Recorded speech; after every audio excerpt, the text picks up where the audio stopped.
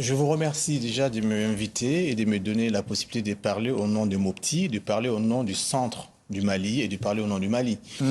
Et surtout de parler au nom des miens, de ce qui est aujourd'hui la souffrance de cette population au centre du Mali.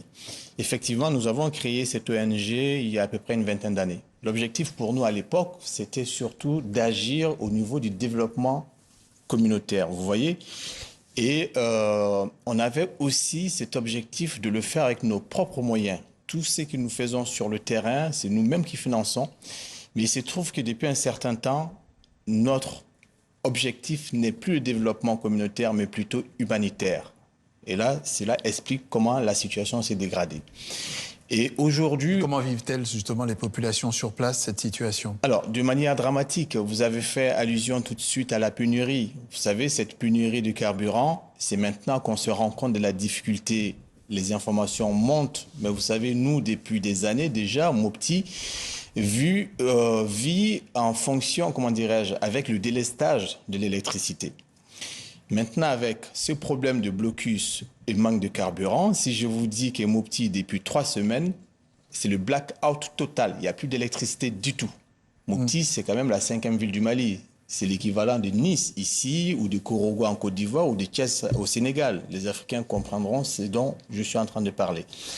Et la situation est dramatique. Pourquoi? Parce que pas d'électricité, donc pas de transport, pas d'agriculture, pas d'artisanat, pas de travail, même nos hôpitaux ne fonctionnent plus correctement, même nos morgues ne fonctionnent plus. Et donc c'est le chômage et les gens sont dans le désespoir total. Et c'est là, comment dirais-je, se sent tous les jours et il est important qu'on le dise et qu'on le dénonce.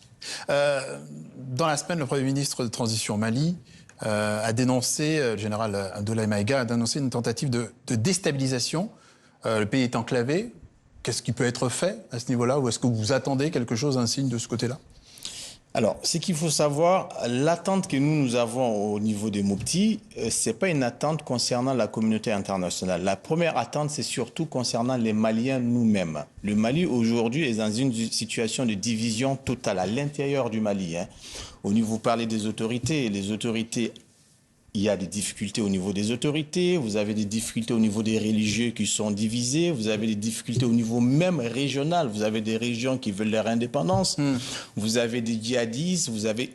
Le Mali est dans une situation de division totale. Et la première chose à faire, c'est de faire de sorte que les Maliens se retrouvent entre eux. Et je pense que les autorités, ce qu'ils peuvent vous faire, c'est de faire ce qu'il faut pour que les Maliens aient confiance en eux et qu'ils se retrouvent d'abord entre eux et qu'ils soient solidaires entre Maliens. Ça, c'est la première des choses à faire.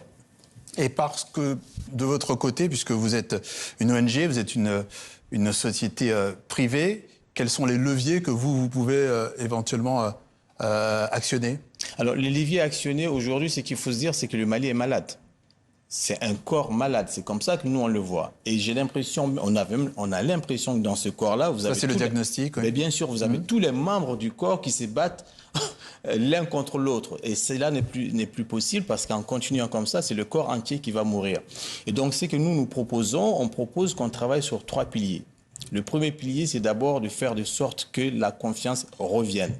C'est que ces autorités fassent de sorte qu'ils écoutent cette population et qu'ils fassent de sorte que la population puisse dire sa souffrance et qu'on amène la confiance dans un premier temps. Une fois que cette confiance-là est revenue, il va falloir aussi parler de justice.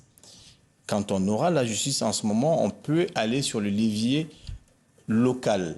Vous avez des acteurs locaux... Oui, mais d'urgence, là. Mais en termes d'urgence, justement, parce que vous avez évoqué une urgence au début. Alors, l'urgence, aujourd'hui, il va falloir déjà sur le plan, comment dirais-je, pas de localisation, mais...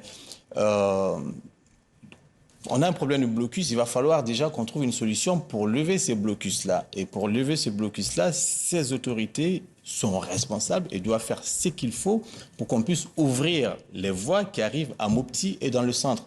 Mais aujourd'hui, c'est même au-delà de Mopti, c'est même Bamako. On a un problème d'accès. Là, cet après-midi, j'ai passé pratiquement 30 minutes au téléphone avec Mopti où on m'explique la situation. Les gens demandent aujourd'hui à trouver les moyens de pouvoir faire de stock parce qu'ils se disent que d'ici 2 semaines, d'ici 2 jours, d'ici 3 jours, il n'y aura plus rien. Même à manger, on n'en aura pas à Mopti.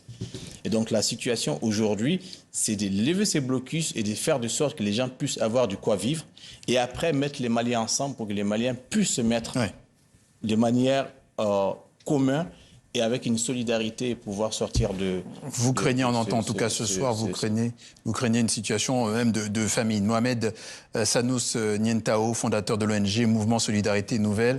Merci. Vous vivez-vous entre Mopti et Abidjan, Côte d'Ivoire. Merci d'être passé par... Non mais avec plaisir, avec plaisir. Sur TV5 Monde. Merci à vous.